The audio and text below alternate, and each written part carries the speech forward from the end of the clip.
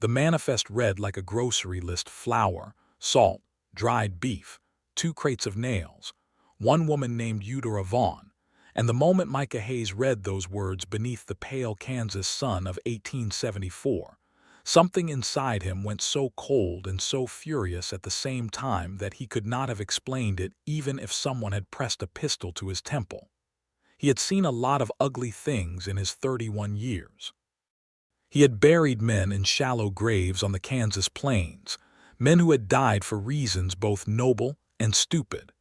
He had watched drought swallow farms whole, watched rivers run dry, watched families splinter under the pressure of a land that gave nothing freely.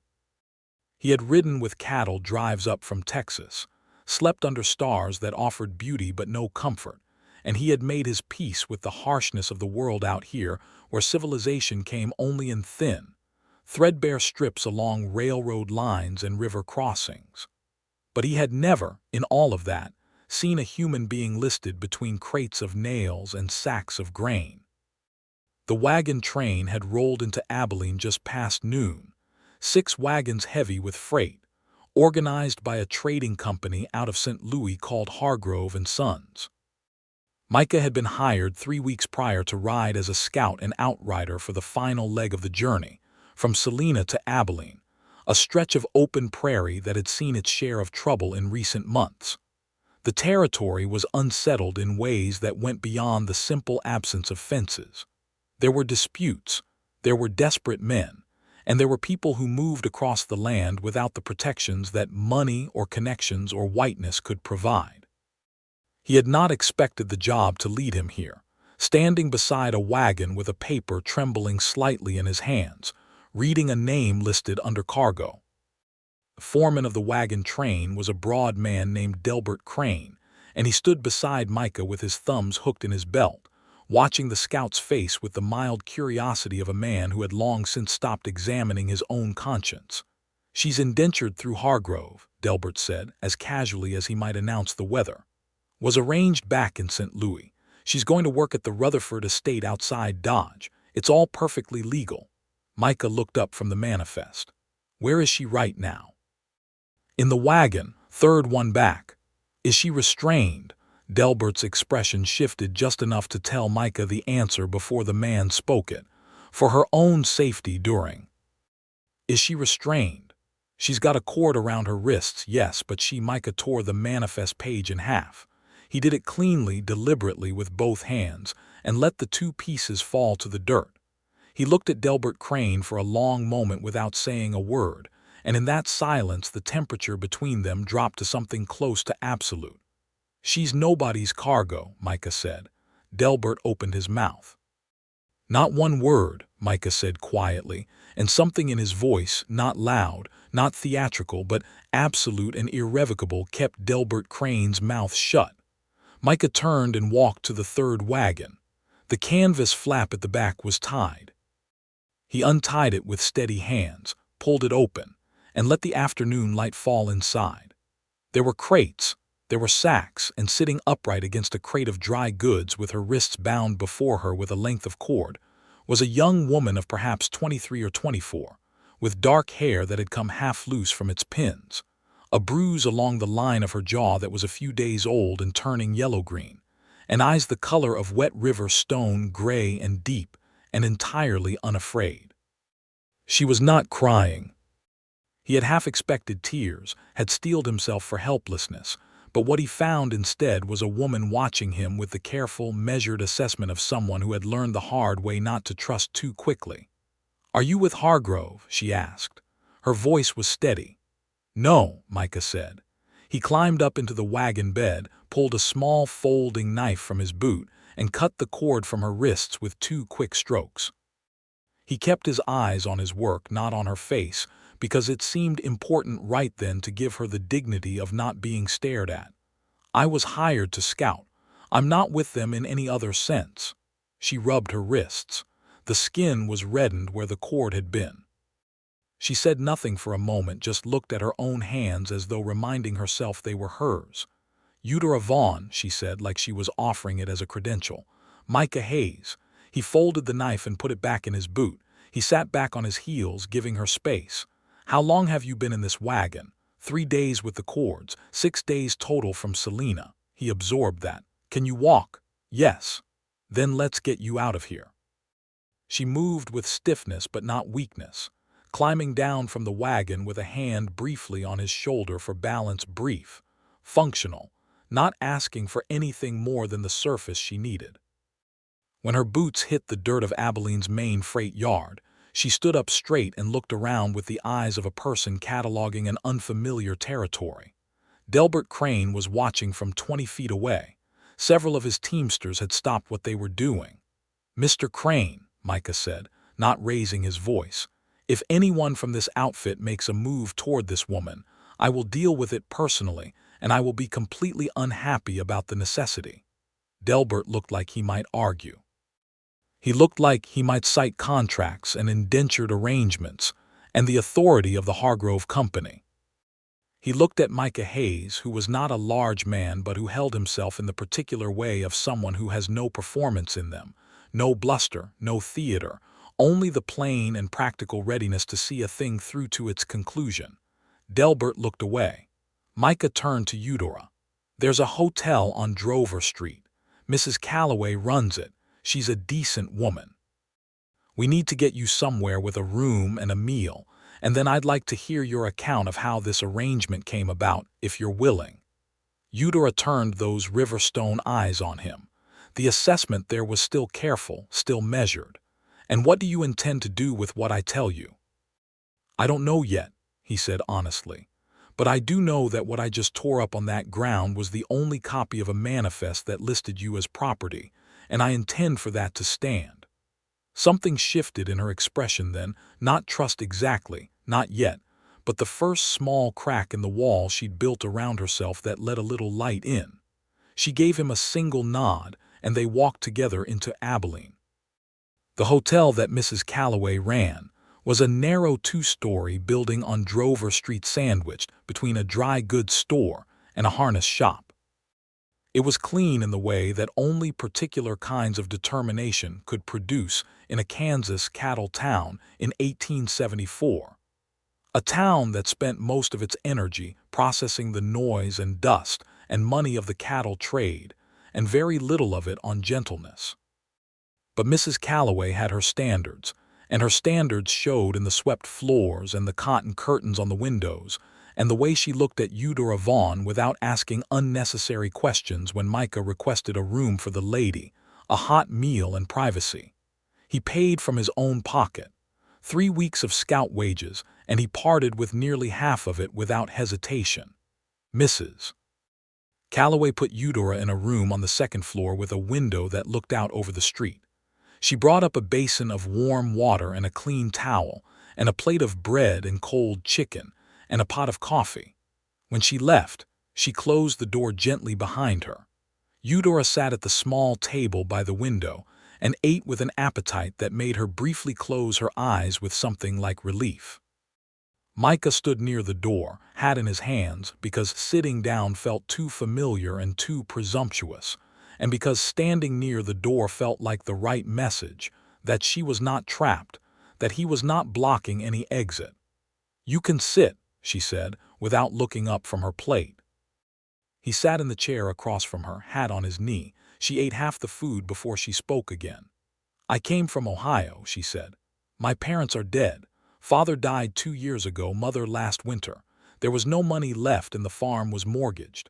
I had a letter from a cousin in Kansas City. She told me there was work out west, real work, housekeeping and cook positions on the frontier. She wrote to a placement service and my name was given to them." "Hargrove and Sons isn't a placement service," Micah said. "I know that now." She looked at him steadily. "I was told I was being transported to take a position at the Rutherford estate and that my travel costs would be deducted from my first year's wages. I signed a paper that I believed was a contract of employment. I was put in a wagon in Selena, and when I asked to ride up front, they told me my place was in the back, and they bound my wrists so I would not, as Delbert Crane put it, cause trouble during the crossing." The measured steadiness with which she said all of this was perhaps the most heartbreaking thing about it. not because she was trying to suppress emotion. Micah did not think she was performing composure. He thought this was simply how a person who had already survived loss and displacement and fear held themselves together. "Do you have the paper you signed?" he asked. "They took it. Your cousin, she knowingly sent you to Hargrove." "I don't believe so. I believe she was deceived as well. The letter she received promised a legitimate domestic position." Eudora set down her fork. "I am not naive, Mr. Hayes. I knew that coming west was not guaranteed safety. But I also knew I had nothing left in Ohio and a chance, however uncertain, out here. I did not expect to be listed as cargo." The words sat between them for a moment. "No one should be," he said. She looked at him again with that careful assessment. "You are quite decided about that. There is nothing complicated about it. Many men seem to find it complicated when there is money involved and a woman is on the wrong side of a signed paper." "I'm not most men," Micah said, and he did not say it with pride or performance, just as a plain statement of the geography of his character. A long beat of quiet settled over the room. Outside on Drover Street, a wagon rolled past, and someone called out to someone else, and the sound of Abilene doing its business filtered through the curtained window. "I have no money and no means of independent travel," Eudora said. "I have the dress I am wearing and a small bag that is still in that wagon which contains a Bible, 2 hairpins, and a photograph of my parents. Those are all my possessions in the world." "The bag will be retrieved," Micah said. "You make that sound very simple." "It is simple. Delbert Crane will hand it over or I will take it." She almost smiled then. It was slight, barely a change in the architecture of her face, but he saw it. "You are either very confident or very reckless." "I've been told there's not much daylight between those two things," he admitted. And this time she did smile. A real one, brief and quickly contained, but real. And something about seeing it made the afternoon feel like a completely different kind of day than it had been an hour before. He retrieved her bag. It required a short and quiet conversation with Delbert Crane, in which Micah made clear that the legal situation regarding Hargrove's manifest was now considerably more complicated than it had been before he tore the page, and that the sheriff of Abilene, a man named Tom Wheeler who Micah knew personally, would take a direct interest if any further action was taken against Eudora Vaughn. Delbert, who was a coward at the core of him the way that many bullies are, handed over the small bag without further argument and sent the wagon train rolling out of Abilene within the hour. Micah brought the bag up to Eudora's room and knocked and set it just inside the door when she opened it, not entering. "They're gone," he said. "The wagon train has left." She took the bag and held it against her chest for a moment with both arms wrapped around it, and he understood then that the Bible and the photograph inside were the last physical evidence of the life she'd had before, the proof that she had existed somewhere, that she had been loved, that she had been someone's daughter. He looked away while she held it. "What happens now?" she asked. It was a practical question, and it deserved a practical answer, but Micah found himself pausing on it longer than he expected. He had not planned beyond the manifest. He had acted from a place of pure moral clarity. You do not list a person as cargo, you do not do it, and if you encounter someone who has done it, you put a stop to it, but the aftermath was more complex than the action. "I have a friend in Abilene," he said. "Luther Graves. He runs the livery stable on the east side of town. His wife, Clara, has boarders sometimes. It's not a hotel, but it's a home and it's people you can trust. I can ask if they have a room. I have no money for board. I can cover it for now. I have wages from this last job." She stiffened slightly. "I will not be indebted to a stranger. Consider it a loan and settle it whenever you're able." He met her eyes and kept his voice even. "I don't want anything from you, Miss Vaughn. I want you to be safe and to have options. That's the whole of it." She studied him for what felt like a long time. Outside, a horse whinnied somewhere down the street. "All right," she said at last, "but I will repay every cent." "I have no doubt," he said, and meant it. Luther and Clara Graves were exactly the kind of people who made the frontier livable. Luther was a big, slow-moving man with enormous hands and a laugh that came from somewhere deep in his chest. And Clara was quick and small and sharp-eyed, and kept a house that smelled always of bread and coffee, and the faint cedar of the chest where she stored good linens. They had 2 daughters, both younger than Eudora, and a son who worked with Luther at the livery, and they took in Eudora with the matter-of-fact warmth of people who had themselves come west with nothing, and knew what it was to need a solid floor under your feet. Clara put her in a small room off the back of the house that got the morning sun, and did not ask for the story behind the bruise on Eudora's jaw, though her expression when she saw it communicated very clearly that she had put the story together on her own, and that she thought about it the same way Micah did.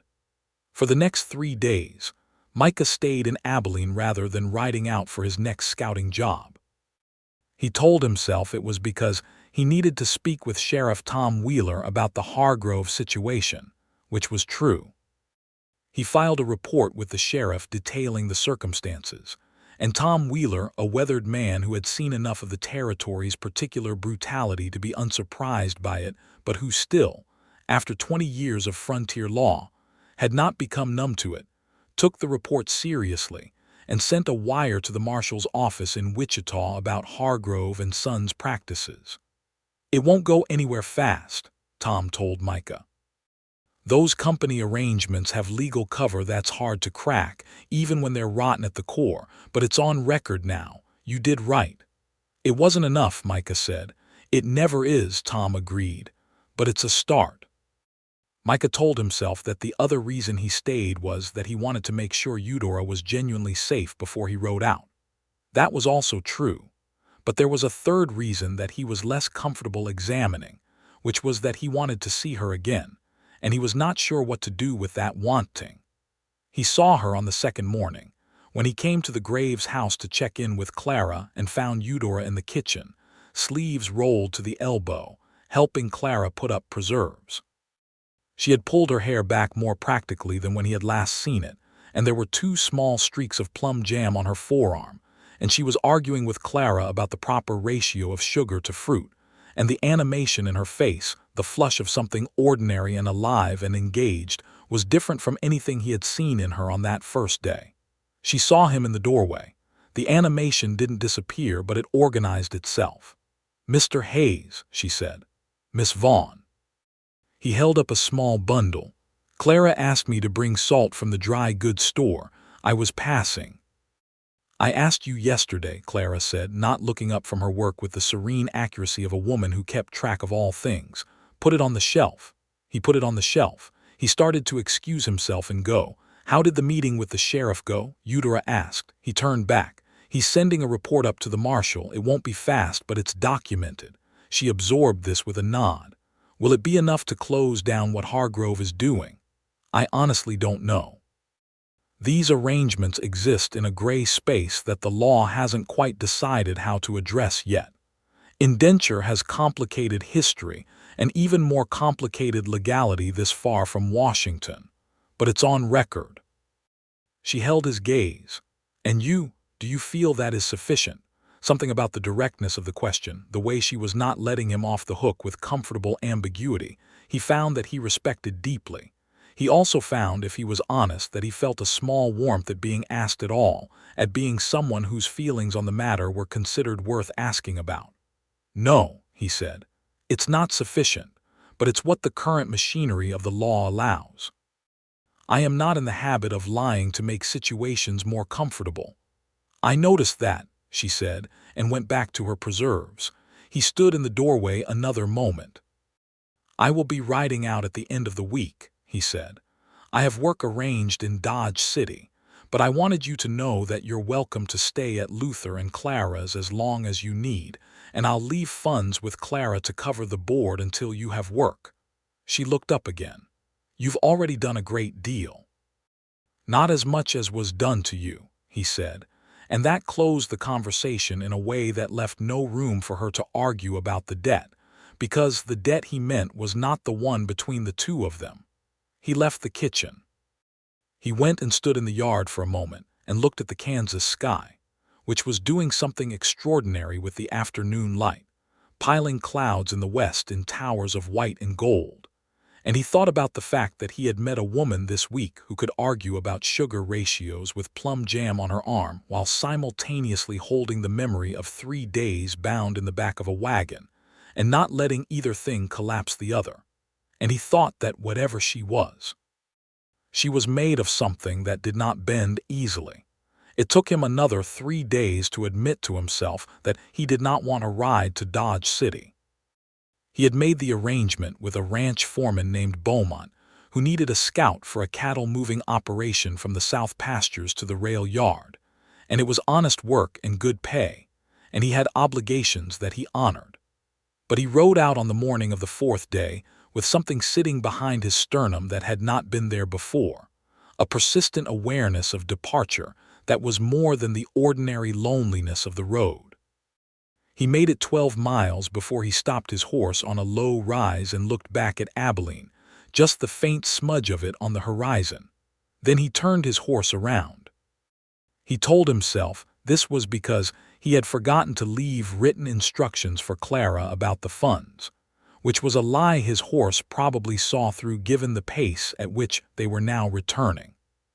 He came back into Abilene at the 2 hours before noon mark, and found Eudora not at the Graves house, but at the general store on Texas Street, where she had apparently negotiated a position as a stock clerk with the store's owner, a sensible German immigrant named Frederick Bauer who valued competence and was short-handed, and did not much care about the circumstances under which an honest worker presented herself. She was stacking bolts of fabric on a high shelf when Micah walked in, standing on the first rung of a wooden stepladder, and she looked over her shoulder at him with the expression of a woman who is not entirely surprised to see someone she expected to have left already. "You turned back," she said. "I did." "Why?" He took off his hat. He turned it in his hands, that familiar motion of a man who needs something to do with himself when words are required. "I'm not sure I had a good reason." "But you turned back anyway." "Yes." She climbed down from the stepladder and faced him. She had color in her face today, a healthy color, and her hair was properly pinned, and the bruise on her jaw was fading. She looked like herself, not the self that had been bound in a wagon, but the self she had apparently always been underneath all of that, which was a person of considerable solidity and presence. "Mr. Hayes," she said, "I have been managing my own survival for 2 years since my father died. I appreciate what you did.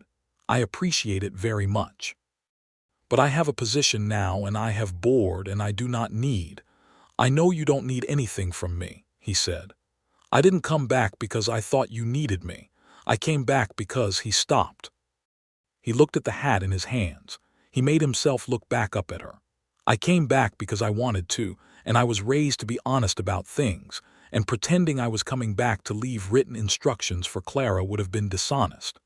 The silence that followed was the most honest silence he had ever sat inside. Eudora Vaughn looked at him for a long moment. Then she said, "There is a social gathering at the church hall on Saturday evening. Mrs. Calloway mentioned it to me yesterday." She described it as the nearest thing Abilene offers to a proper evening out. "I've been to a few of those," Micah said. "Would you like to take me to it?" He looked at her steadily. "Yes," he said. "Very much." "Then that is settled," she said, and turned back to her shelf of fabrics with the composure of a woman who has just arranged the most personally significant thing she has done in 2 years and intends to give it exactly the weight it deserves, which is considerable but private. Micah left the store and stood on Texas Street in the Kansas sunshine and felt something in his chest unknot itself that he had not known was knotted. He stayed in Abilene. He sent a wire to Beaumont in Dodge, explaining that his circumstances had changed and recommending another scout he knew, a capable man named Alton Reed, for the cattle-moving work. Beaumont would be annoyed but would manage. The cattle would get to the rail yard and life would continue. Micah found himself surprisingly unconcerned about it.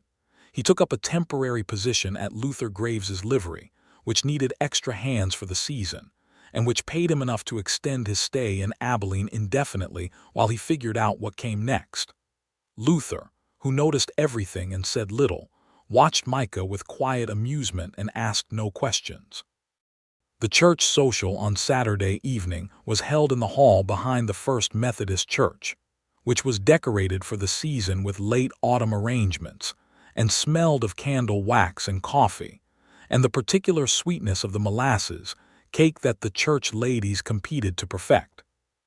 The community of Abilene's settled residents, the ones who were not transient cattle hands or seasonal workers, gathered with the self-conscious pleasure of people who had little formal entertainment and meant to make the most of what was available. Micah came to the Graves house to collect Eudora at 7 o'clock. She had borrowed a dress from Clara that fit her reasonably well, a dark green wool with ivory buttons at the collar, and she had her hair arranged with proper pins and the care of someone who had taken the time she needed. And when she came to the door and looked at him, the careful assessment in her gray eyes had shifted into something that was neither guarded nor unguarded but simply present, simply awake to the moment. He offered her his arm. She took it. They walked the 4 blocks to the church hall with the late October air sharp and clear around them, and the stars beginning to appear in the deep blue Kansas sky above.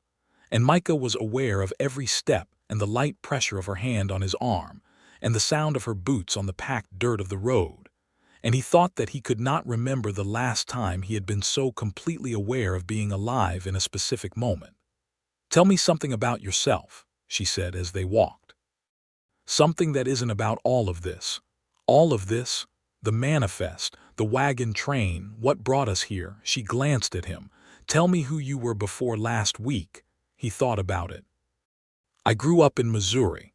My father ran a mill. He was a quiet man who read every book he could get his hands on and made sure I did the same.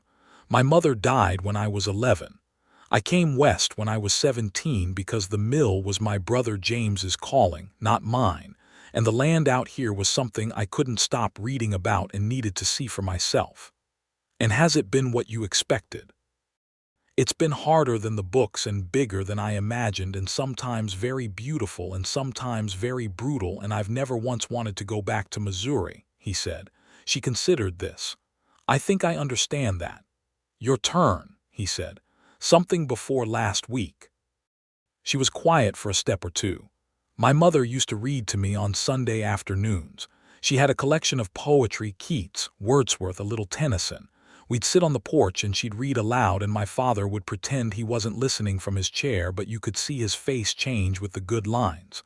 Her voice was steady but warm. I think about that a lot out here, how different this is from that porch in Ohio. Do you regret coming?" "Ask me again in 6 months," she said, and there was something in the way she said it, something that included him in the 6 months, that acknowledged them as a beginning rather than a coincidence, that made Micah Hayes want to walk slower so they would arrive later. They arrived anyway.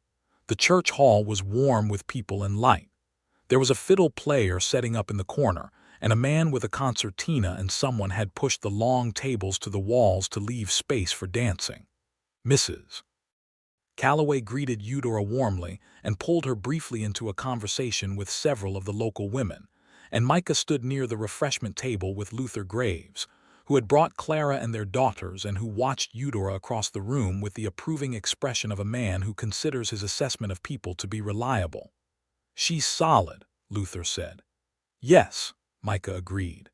"Not talking about construction," Luther said mildly and drank his coffee. They danced twice that evening, a simple reel and a slower waltz that the fiddle player offered with more sentiment than skill, but more than enough feeling. Eudora danced with the easy confidence of a woman who had danced before and did not need to think about where her feet were, which freed her to look at her partner, and Micah found that being looked at directly and without agenda was one of the more disarming experiences he had encountered. "You're a better dancer than I expected," she told him. "My father believed in it, said it was the most civilized thing humans do." "That's a lovely way to think about it." "He was a lovely way to think about most things," Micah said, and something shifted in his face when he said it, a quiet grief that had clearly lived long enough to be worn smoothly, and Eudora saw it and did not look away from it, which was, in its own way, an act of tenderness. "When did you lose him?" she asked. 3 years ago, Hart. I'm sorry. He had a good life and he knew it, which is more than most men manage, Micah said. My father knew it too, she said softly. At the end, they danced the rest of the waltz without words, and words were not needed. November came to Abilene with cold and clarity. The cattle season was winding down, and the town's rhythm shifted from the driven urgency of summer trade to something quieter and more internal. Micah settled into his work at the livery with the adaptability of a man who had made himself at home in enough temporary places to know how it was done. He was good with horses in the way that some people are good with language, instinctively, conversationally, with a patience that was not effort because it was simply his nature. Eudora worked at Bauer's General Store 6 days a week and proved herself so capable that Frederick Bauer raised her pay within 3 weeks and gave her increasing responsibility for the store's accounts, which she managed with the meticulous care of someone who understood that numbers were a form of language, and that language had to mean exactly what it said. They saw each other often. There was no formal arrangement at first, no stated courtship, no declaration, but Abilene was not a large place, and two people who were drawn to each other in a town of that size find their paths crossing naturally and frequently.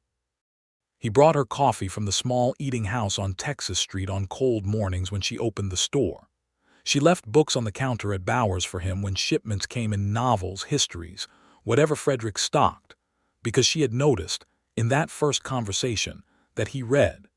He ate supper at the Graves' house on 3 evenings a week, and they sat at the same table and talked with Luther and Clara, and gradually, incrementally, talked more with each other. It was not a fast thing. Eudora Vaughn was not a woman who moved quickly into trust, and Micah Hayes was not a man who moved quickly into anything except action, when action was morally necessary. But the slowness of it was itself a kind of intimacy, a getting to know each other in the practical textures of daily life rather than in the compressed intensity of stated feelings. And by the time December arrived, and the first real snow dusted the Kansas plains, they were already something to each other that neither of them had quite named. The naming happened in December, on a Thursday afternoon when the store was quiet, and the snow outside was falling in the large, soft flakes that looked more like an illustration of snow than actual snow, and Eudora came from behind the counter to bring Micah the book she had set aside for him. A collection of naturalist essays she had thought he'd like, and he took it and looked at it and then looked at her. And instead of "thank you," which was what he had meant to say, he said, "I am in love with you." He said it with the same directness he brought to all things. Not dramatically, not tentatively, but as a plain fact that he had determined was accurate, and that honesty required him to state. Eudora stood very still. The snow fell outside the window. Someone down the street called to someone else, and the sound was muffled by the weather. "You are very direct," she said. "I've been told that too." "How long have you known?" He thought about it. "Since you argued about sugar ratios with plum jam on your arm, but I didn't have language for it then." She was quiet for another moment. Then she said, "I have been more afraid of this than I have been of anything else since I came west." Which surprised me because I have had quite legitimate things to be afraid of. "I know," he said. "That is not a no," she said, and something softened in her face, something that was not quite a smile yet, but that was aimed in that direction. "I know," he said again, more gently. She looked at him for a long, steady moment. Then she reached out and took the book back from his hands and set it on the counter behind her and turned back to him and said, "I am in love with you too, Micah Hayes. I have been trying not to be, because being in love is a form of dependence, and I arrived here with nothing, and nothing is a very poor basis for dependence. But there it is." He took a step toward her. She was not a small woman, but she was smaller than him, and when he stood close to her, the difference in their heights meant he was looking slightly down, and she slightly up, and the space between them was about the width of a careful breath. "Loving me isn't being dependent on me," he said. "I don't want you dependent on me. I want you exactly as you are, the woman who negotiated her own employment before I got back to town, and who is going to pay back every cent of that board money whether I like it or not. I am going to pay back every cent, she confirmed. I know, he said, and he smiled, a full, real smile that changed his whole face, and she smiled back at him with the same fullness, and he kissed her. It was a first kiss that was nothing like the tentative, questioning thing that first kisses sometimes are. It was the kiss of two people who had been honest with each other from the first moment and knew what they were doing and meant it. When they separated, she kept her eyes closed for a moment. Then she opened them and looked at him with the river-stone gaze that had first made him feel like someone worth looking at. I want to tell you something, she said. Tell me. I am not going back to Ohio. Whatever comes of this, whatever we become, I am not going back. This is my life now, and I intend to build it properly, out here on my own terms. She watched him. I need you to understand that I am not looking for someone to save me. I know that, Micah said. I stopped a wagon train and I tore up a manifest page, and those were the right things to do in that moment. But you were never someone who needed saving. You needed someone to get out of the way of your life and let you live it. I just removed an obstruction. She laughed at that. A real laugh, surprised out of her, warm and genuine, and hearing it was so good that he wanted to collect the sound of it somewhere safe. An obstruction, she repeated. A very serious one, he allowed.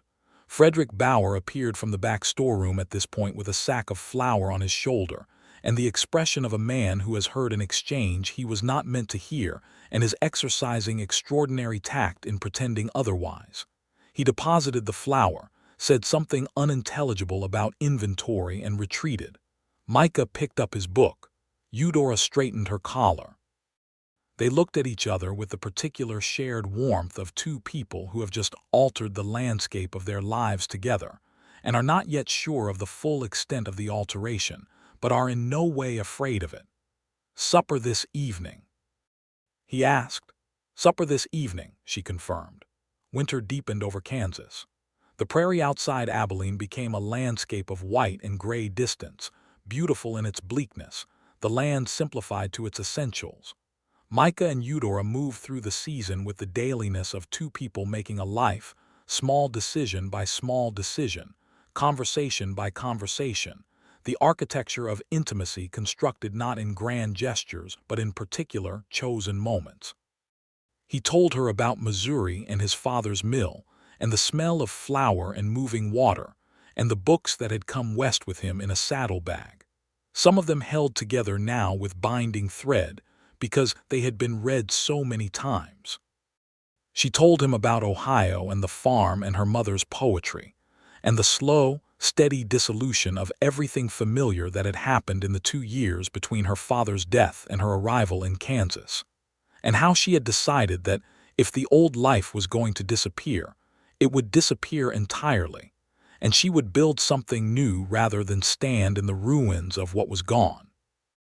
You are the most practically unsentimental person I have ever met, he told her one evening, and the way he said it made clear that he meant it as the highest possible compliment. I am sentimental about the things worth being sentimental about, she said, touching the Bible in her bag, thinking of her mother's voice on Sunday afternoons. He proposed in January, in the middle of a snowstorm that had pinned them both in the Graves house for the afternoon. They were sitting in the parlor with Luther and Clara's daughters occupying the other half of the room in a complicated project involving colored thread and a wooden frame, and the fireplace was doing its work, and Eudora was reading aloud from one of Micah's naturalist essays because she had claimed ownership of it after 3 days and he had surrendered the point. He watched her read. He watched the way she held the book, and the way her eyes moved across the page, and the way she occasionally looked up to emphasize a particular passage with a small gesture of her hand.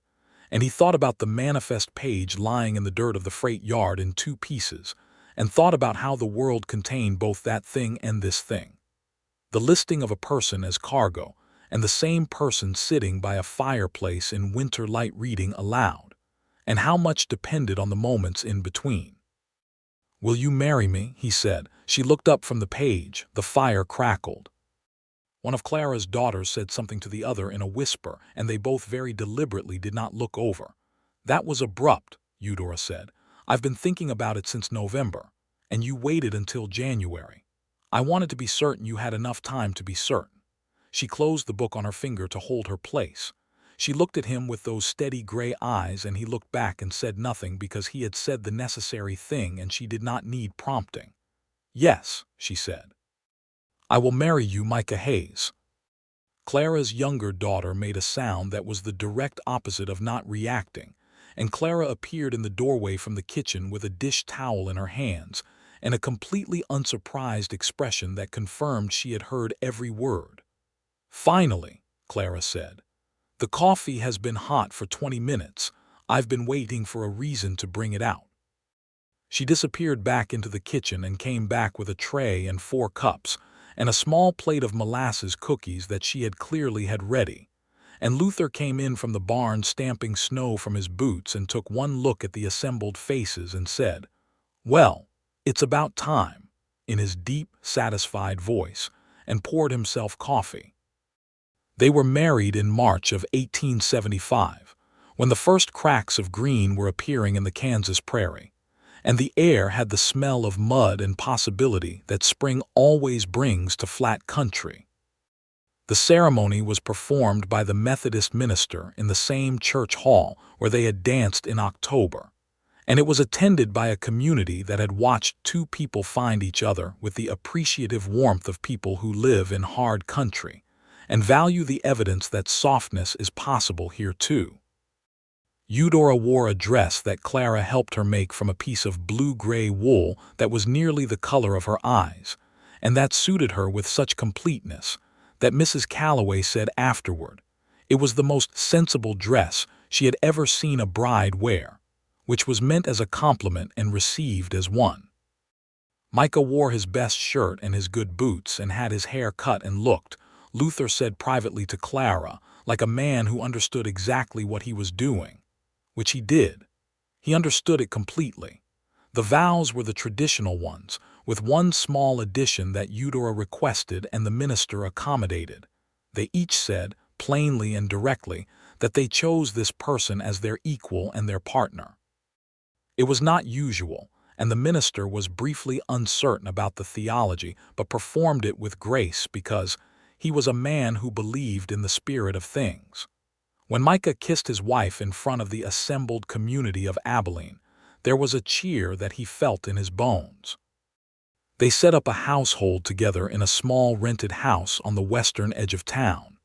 It was not much, 2 rooms and a kitchen, and a small barn in the back for Micah's horse, and the chestnut mare he had bought for Eudora, who turned out to have learned to ride as a girl, and who took to the mare with the immediate, easy competence that she brought to everything she decided to do. The house was plain and the furniture was minimal, and the windows needed recaulking before summer, and the back fence needed replacing, and none of it mattered because it was theirs. They made it theirs with the dailiness of shared life, with the curtains that Eudora chose and the shelf that Micah built for her mother's Bible and the naturalist books, and the poetry collection that was growing as shipments came through Bauer's store. With the meals they cooked together, and the evenings on the narrow porch where they sat in the summer warmth and watched the enormous Kansas sky go through its theatrical sunset performances. With the disagreements, because they were both direct and opinionated, and neither of them was the kind of person who avoided a thing by going around it. But their disagreements had the character of people who respect each other, who fight alongside each other rather than against each other, who can be furious about the same things and find their way back to the same table. What they discovered in each other in the dailiness was the full texture of the people. They were beyond the extraordinary circumstances that had brought them together. Micah was patient in most things and impatient in a specific few, and the specific few were always the things that had a moral component to them: injustice, dishonesty, the convenient blindness of people who benefited from cruelty and preferred not to name it. He was playful in private in a way he was not publicly, dry and funny in his observations about the world, a quality that Eudora found consistently delightful and that she told him he should deploy more often. "People expect solemnity from me," he said. "People expect too much from you," she returned, and it was exactly the right thing to say, and he knew it. Eudora was fierce in the direction of justice in her own way, quieter than Micah's, but no less absolute. She had become, over the months at Bauer's store, a person that women in trouble in Abilene found their way to. Not because she advertised it, not because she sought it, but because word travels in communities the way water travels in flat country, finding its own low paths. And the word about Eudora Vaughn was that she would look at your situation without flinching and help you find what practical resources existed, and would not make you feel diminished for needing them. She thought of her own arrival in Abilene bound in a wagon, listed as cargo, not with the suppressive distance of someone trying to put a thing behind them, but with the active, clear memory of someone who knew what that felt like and intended to be useful with that knowledge. She also kept her promise. By the following April, a year and a few months after her arrival, she placed the last of what she owed Micah on the table between them at supper, coins and small bills adding up to exactly the amount he had spent on her room and board at the Graves house, and said, "Settled." He looked at the money and looked at her. "Eudora," he said. "Settled," she said firmly. He put the money in the kitchen drawer that held household funds and said nothing more about it, because this was one of the cases where he understood that the point was not the money. The summer of 1875 passed in the heat and work and sociability of a Kansas frontier town in its prime. Abilene was beginning to feel the changes that the cattle trade era was already moving through. The wild seasons of the early 70s were shifting as farms took hold and the permanent community grew, and the town began to insist on itself as a place of stability rather than a seasonal stopping point. There were growing pains and tensions and the particular friction of a place in the middle of becoming something, but there was also a vitality to it that Micah and Eudora both felt and were part of. In October of 1875, Eudora told Micah she was expecting a child.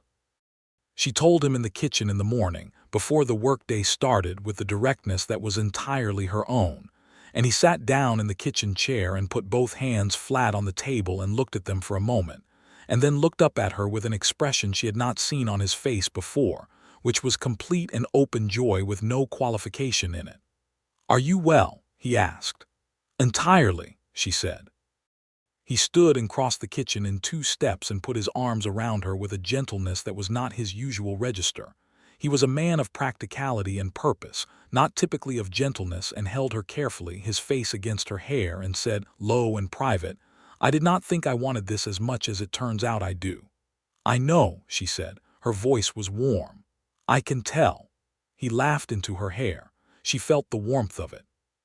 That autumn and winter, he was attentive in the particular way of a man who does not become fussy or hovering, but simply adjusts his world with quiet completeness around the fact of something precious. He fixed the back fence and recaulked the windows and built a proper second-room addition onto the back of the house himself, with Luther's help over 3 weekends, a good solid room with a proper window and a smooth floor. He did not make a production of any of it. He simply did it. Eudora, for her part, continued to work at Bauer's through the winter, reducing her hours as the pregnancy progressed but not stopping until March, when Frederick Bauer himself, who was a practical German man who believed in practicality above all things, told her she had done enough and that he had hired a cousin's son who was less good with numbers but would do for now, and that her position would be there when she was ready to return. The baby was born in May of 1876. A boy, strong and loud, who arrived in the early morning hours with Clara Graves in attendance and Mrs. Calloway, who had midwifery experience, and who announced his presence in the world with a conviction that left no doubt about his fundamental character. They named him Thomas James Hayes Thomas for Micah's father, James for his brother in Missouri, and he was, from the first moment, a person. Not a baby in the abstract, but a specific person with a specific way of regarding the world, alert, interested, demanding of attention in the way that people who expect to be engaged with are demanding. Micah held his son for the first time sitting in the kitchen chair, the same chair where he had heard the news of the pregnancy, and the expression on his face as he looked down at this child was the quietest and most complete happiness that Eudora had ever seen in a human face. She watched them from the bed where she lay still tired and still warm with the work of the night, and she thought about the manifest page in 2 pieces on the dirt of the Abilene freight yard, and she thought about how thin the line was between one life and another, how the world could have arranged itself differently, how another freight yard in another town could have been the end of a story rather than the beginning of one. She did not say any of this aloud. It existed in her, fully present and fully held, and she looked at her husband holding her son and let the gratitude of it rest in her chest where it belonged. "He looks like you," Micah said. "He looks like himself," she said. "Already," Micah agreed, and smiled down at his son. The news about Hargrove and Sons came through the following winter in the form of a letter from Sheriff Tom Wheeler, who by then had moved to Wichita and was working under the federal marshal. The letter informed them that following an extended federal investigation, the Hargrove Trading Company had been found in violation of several statutes relating to involuntary servitude and fraudulent contract arrangements, and that their operations had been formally shut down by federal authority. Several individuals at the company, including Delbert Crane, were facing legal proceedings. It was not a complete victory. The letter was careful to note that the legal framework around indenture on the frontier remained complicated, and that many similar arrangements continued in various forms across the territories. But the specific machinery that had produced the manifest page was dismantled. Eudora read the letter twice and handed it to Micah and went into the kitchen and made coffee. She stood at the kitchen window and looked out at the March landscape, brown and beginning to soften, and thought about all the women whose names she did not know who had traveled in the back of Hargrove wagons, and felt the limitation of one federal letter against the size of the injustice. Micah came into the kitchen and stood beside her and read her face. "It's not enough," she said. "No," he said, "but it's something, and it happened partly because of the report I filed and the attention we brought to it, and partly because of the wire Tom sent, and those things happened because you existed and had the courage to tell your story. The something matters." She turned to look at him. "I know the something matters. I hold both things at once, the inadequacy and the meaning of it." "Yes," he said. "That's exactly it." He put an arm around her shoulders and she leaned against him, and they stood at the kitchen window and looked at the March light coming over the prairie. Thomas was not yet a year old and was in the back room having his morning sleep, and the house was quiet around them, and outside the land was preparing itself, as it always did, for the next season. 2 years after Thomas was born, there came another baby, a girl this time, born in the middle of a July thunderstorm that rolled across the Kansas plains with the spectacular drama that only wide-open flat country can produce. Lightning in the distance turning the sky white and the thunder arriving in rolling waves, while inside the house the lamp burned and Clara was there again. And this second child came faster and easier than the first and arrived into the world already looking, in Micah's opinion, as though she intended to make up her own mind about everything. They named her Miriam Louise Hayes, after Eudora's mother. Thomas, at 2 years old, examined his sister with the solemn interest of a child confronting a new and significant fact of life, and then turned to Micah with a direct question. "Why is she so little?" And Micah explained with complete seriousness that she was little because she had not yet had time to become bigger, and that this was a condition that would resolve itself with time, and Thomas accepted this reasoning and went back to his wooden horse. Eudora listened to this exchange from her bed and felt the warm satisfaction of a life that had found its shape. The shape of their life in the years that followed was this. Micah had moved from the livery to a partnership with Luther Graves in a small freight company they set up together, running supplies between Abilene and several of the outlying homesteads and farms that were now numerous enough across the central Kansas prairie to make such a service viable. It was honest work that suited him outdoors, purposeful, requiring the practical skills he had built across years of frontier life.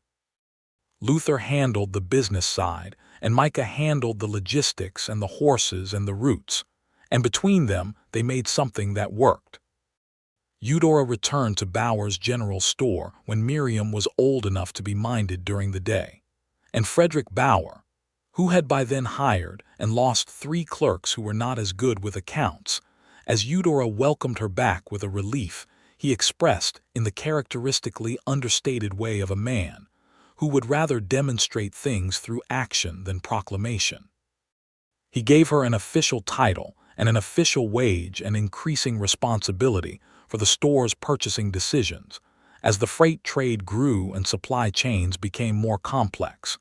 And Eudora was very good at this in the way that she was very good at all things she committed to thoroughly, precisely, and with the kind of long-range thinking that comes from a person who understands that decisions have consequences that extend past the immediate moment. She also, during those years, helped to establish what the women of Abilene called informally the Ladies' Aid Society, but which functioned in practice as something more specific. A network of support for women arriving in the territory under uncertain or difficult circumstances, with resources for finding legitimate employment and housing and legal assistance when needed. It was not a radical organization in the sense of the word that would come later. Eudora was too practical for abstractions. It was a specific and functional response to a specific problem that she had experienced personally and refused to pretend did not exist. Micah was proud of her for this in the way he was proud of her for everything she did, which was quietly and absolutely. There was an evening in the summer of 1879 when they sat on the porch of their house, a bigger house now, properly expanded, with a proper porch and a garden that Eudora had cultivated with the same systematic determination she brought to everything, and roses that Luther's wife had given them from her own cuttings trained up the porch railing. And the children were in bed, and the July evening was warm, and the fireflies were doing what fireflies do in the Kansas summer, making the air between the grass and the lower branches of the cottonwood trees into something briefly magical. And Micah had his arm around his wife's shoulders, and they were both reading, which was their custom on evenings like this. Eudora looked up from her book at some point and looked at the fireflies and then looked at her husband and said, "Do you know that I think about that wagon sometimes?" He looked at her. "Do you?" "Not badly. Just I think about it as the place where one version of my life ended and another began. It was a terrible place to be, and I do not want to diminish that. But it was also the last moment before everything changed." "Everything changed when I tore the manifest," he said. "No," she said thoughtfully. "I think everything changed when you cut the cord. The manifest was public, decisive, the thing you said to the world, but the cord was the thing you said to me." He considered this for a moment, because it was private, because it didn't need an audience. She turned to look at him fully. "The manifest was about principle. Cutting the cord was about me specifically. You looked away while you did it. You gave me back my hands without making it into a performance." He was quiet for a moment. Then he said, "I remember that. I remember thinking that looking at you while I did it would have felt like an intrusion." "Yes," she said. "That's exactly it." She settled back against his shoulder. "I decided something about you in that moment, that you were someone who understood the difference between the public gesture and the private one, and that the private one was the more important one." He pressed a kiss to her hair. The fireflies continued their small illuminations over the prairie grass. "I decided something about you in that moment too," he said. "What?" "That you were the kind of person who could sit in the worst circumstances of her life and still look at a stranger walking into a dark wagon and assess him completely accurately within 30 seconds. She laughed softly. "I was not that accurate. I still didn't know if I could trust you, but you let me cut the cord." "I let you cut the cord," she agreed. "That was the decision," he said. "Yes," she said, "that was the decision." Thomas appeared in the doorway behind them, having gotten out of bed in the way that Thomas reliably did when sleep seemed less interesting than the activities of adults. He was 4 years old and entirely capable of the sort of reasoning that found loopholes in bedtime rules. "The fireflies are out," he announced with the tone of someone presenting an irrefutable legal argument.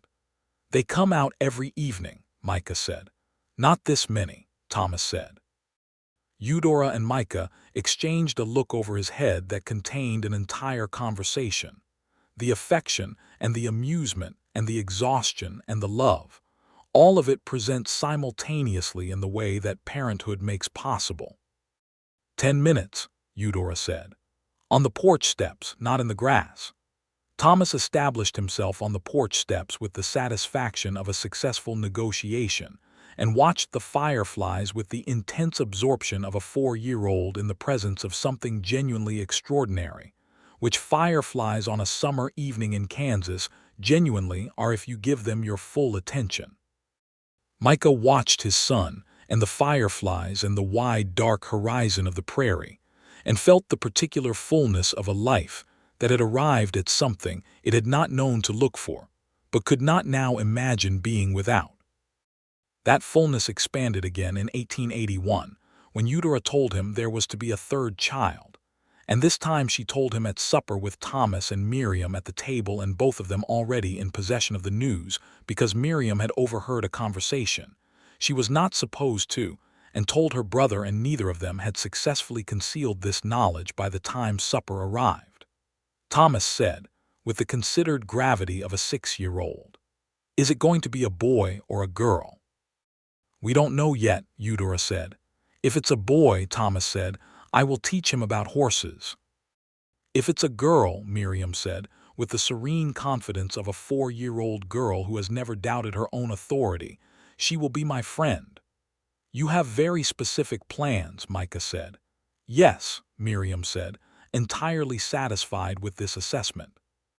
The third child was a boy, born in the March of 1882 on a day of cold, clear sunshine that lit the prairie from horizon to horizon in the way that spring days in Kansas sometimes do, as though the world had washed itself overnight and put on its best.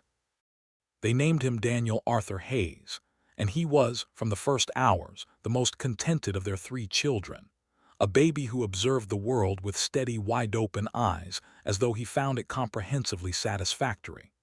Thomas, 7 years old now and fully committed to his self-assigned role, began his horse education program approximately 3 weeks after Daniel's birth, which at that stage consisted primarily of bringing the infant to the barn and introducing him to the horses by name.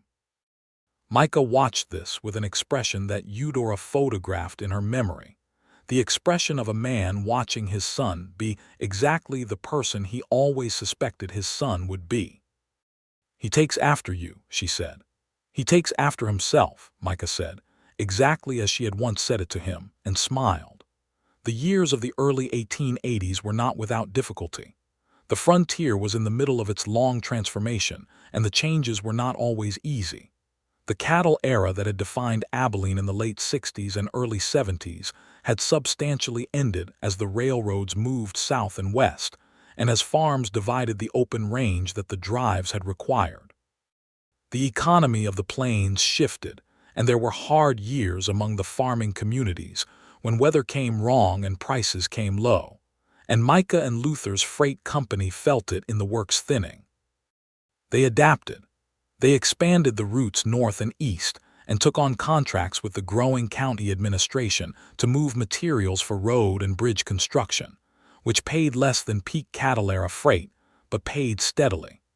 Eudora negotiated a purchasing arrangement for Bauer's store with a supply cooperative in Wichita that gave the store better prices and gave her a deeper professional involvement in the regional trade network.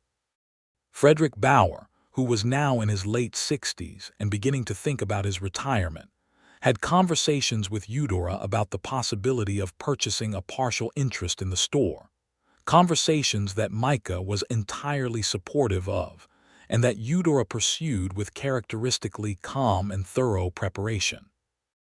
In the summer of 1883, Those conversations concluded in a partnership agreement that made Eudora a partial owner of Bauer's General Store, which would become, within 2 years, Hayes and Bauer General Goods when Frederick retired to his daughter's home in Topeka. The store was renamed with both names on the sign above the door, and Eudora ran it with the competence and the quiet authority of a woman who had always known exactly what she was worth, and had simply required the world to catch up. Thomas was 8 by then, and Miriam 6, and Daniel 2, and the house on the western edge of Abilene was full in the way that houses with children are full. The specific, irreplaceable fullness of people who belong to each other in the ordinary and extraordinary dailiness of life together. There was a Sunday in the autumn of 1883, a clear October Sunday that smelled like the October Micah had spent his first weeks in Abilene in, when he came to find Eudora in the kitchen where she was writing in her accounts book, and she looked up at him, and the afternoon light from the window was on her face, and she was 32 years old with lines at the corners of her eyes that had not been there in 1874, and hair that she still pinned with the same practical decisiveness. And she looked at him with those gray riverstone eyes, and he thought that in 9 years he had not once become used to her, not in the sense of growing indifferent, but rather that she continued to be specifically, and particularly herself in a way that meant he never stopped seeing her. "What?" she said, catching his expression. "Nothing," he said, "just looking at you. You do that occasionally, and I have never entirely understood why." "Because you are entirely worth looking at," he said simply. She set down her pen. She looked at him in that direct way she had never lost. "You know what I think about sometimes?" "What?" "I think about who I would have been if that wagon had kept going." She said it without drama, a consideration rather than a wound. "What the Rutherford estate would have made of me, whether I would have found a way out eventually, or whether," she stopped. "I think about it because I want to know the difference clearly, the difference between that life and this one." "And," he said. She looked around her kitchen, with the accounts book and the shelves he had built, and the herbs she had been trying to grow on the windowsill this year with mixed success, and the sound of the children from the back of the house where Thomas was engaged in some elaborate imaginative game with Miriam and Daniel. "And this life is my own," she said, "fully and completely mine. That's the difference." Micah came and sat across the table from her. He reached across and put his hand over hers where it rested beside the accounts book, and she turned her hand over and laced her fingers through his, the gesture automatic and comfortable with the 9 years of doing it. "Yes," he said, "it is." She squeezed his hand once, firm and certain. In the spring of the following year, 1884, a woman arrived at Hayes and Bauer General Goods in a state of some distress, travel-worn, unfamiliar with Abilene, carrying a small bag that contained everything she owned in the world. She had heard from someone in the neighboring county that Eudora Vaughn Hayes was a person to find if you arrived in the territory with nothing and needed to find a footing. Eudora came from behind the counter when this woman came in, and she looked at the bag and at the travel-worn state and at the careful assessment in the woman's eyes, cautious, not yet willing to trust, measuring the room and its occupant, and felt something in her chest recognize the architecture of the situation. "Sit down," she said, gently but not tentatively. "My name is Eudora. I'll put on coffee and you can tell me what you need." The woman sat. She told her story. It was not the same as Eudora's story. It never was exactly the same, but it had the same essential structure, which was a person who had been treated as a resource rather than a human being, and who had reached Abilene looking for something more than that. Eudora listened without interrupting. She asked precise, practical questions. She connected this woman with a family in the southern part of town who needed a housekeeper and paid fairly and treated their employees with dignity. She connected her with Mrs. Calloway's hotel for immediate board and wrote the cost of the first week's stay on the ladies' aid account. She did not tell this woman her own story, not right then. That could come later if it was useful, if this woman needed to know that the person helping her understood from experience rather than abstraction. For now what was needed was practical help, offered simply, without the weight of the helper's history burdening the helped.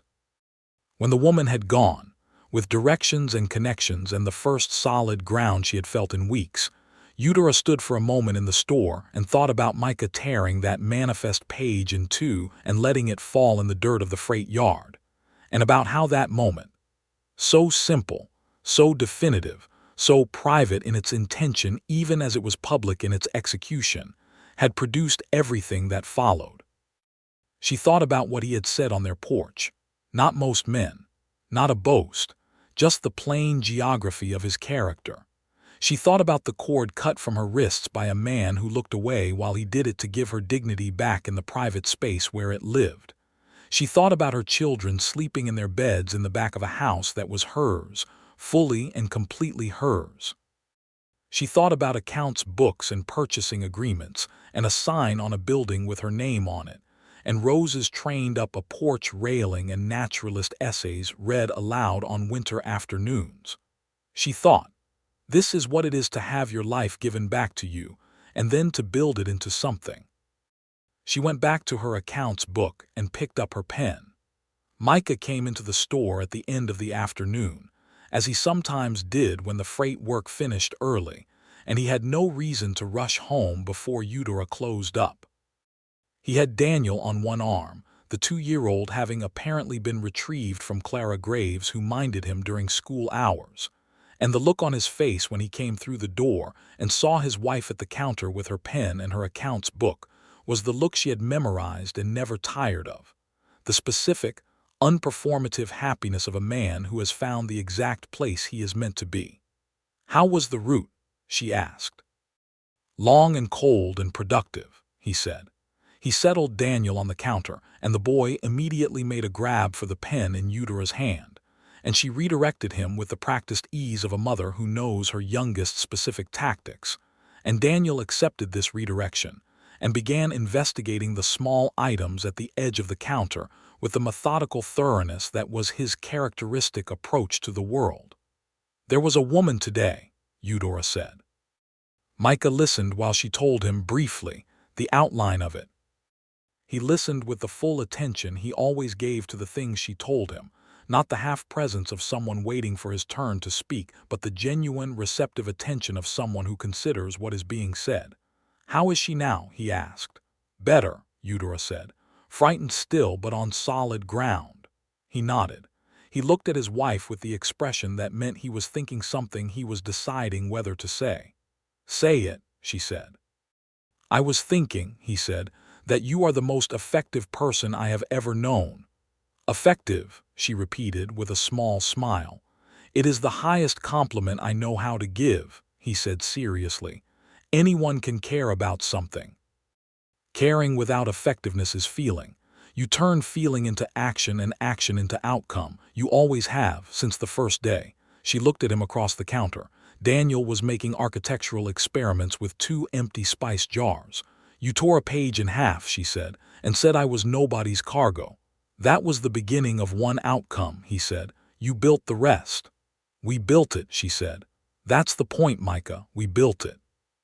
He reached across the counter and she reached toward him and they met in the middle, his hand around hers over the accounts book, and they stayed like that for a moment while the afternoon light of the Kansas autumn moved across the floor of the store and Daniel made his architectural experiment collapse with a small crash and looked around with triumphant surprise at the noise he had produced. They both looked at their son. "He is going to be a handful," Micah said. "He has always been a handful," Eudora said. "He comes by it honestly. From which side?" "Both," she said, and the smile she gave him was the full one, the one that changed her face completely, the one he had first seen in that kitchen with plum jam on her arm in November of 1874, and which in the decade since had lost none of its particular power. He smiled back. The afternoon light held them. Outside on the street of Abilene, Kansas, in the autumn of 1884, life continued in all its ordinary and extraordinary multiplicity. The horses and the wagons and the conversations and the commerce and the small daily dramas of a frontier community in the middle of becoming something permanent. Inside the store, A man and a woman looked at each other across a counter, with the full knowledge of everything they had been to each other, and everything they were still becoming, and found in that knowledge not the weight of history, but the clean, forward-facing warmth of a life that belonged entirely to the people living it. Thomas was 9 and Miriam 7 and Daniel 2, and there would be, in another year or two, a fourth child, a girl, small and fierce and dark-haired, who would arrive in the spring of 1886, and who they would name Clara after the woman who had made a room with morning light available when it was needed most. And the house would fill further, and the years would continue, and the prairie would turn and turn through its seasons of cold and heat, and the roses on the porch railing would come back every spring more fully than the last. The manifest page lay in pieces in the dirt of a freight yard that had long since been built over. The cord that had bound Eudora Vaughn's wrists had rotted away to nothing in whatever ditch it had been discarded in. The wagon that had carried her as cargo had been replaced and replaced again in the decades since and bore no memory of her. But she was here.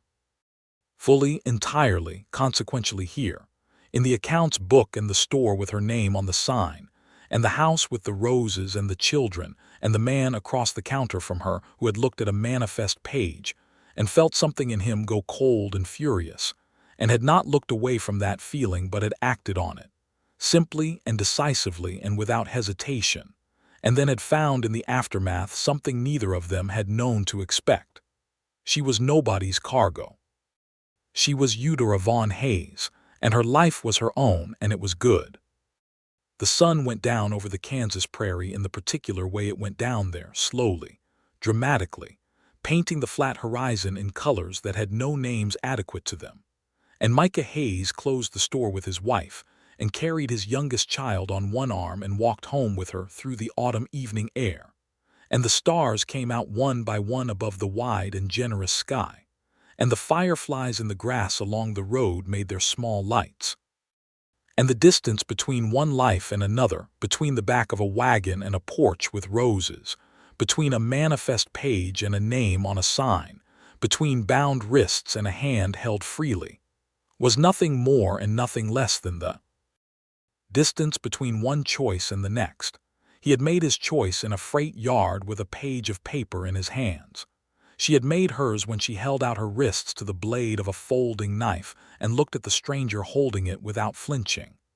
Everything that followed had been built from those two moments, and it was solid, and it was real, and it was entirely, irrevocably theirs.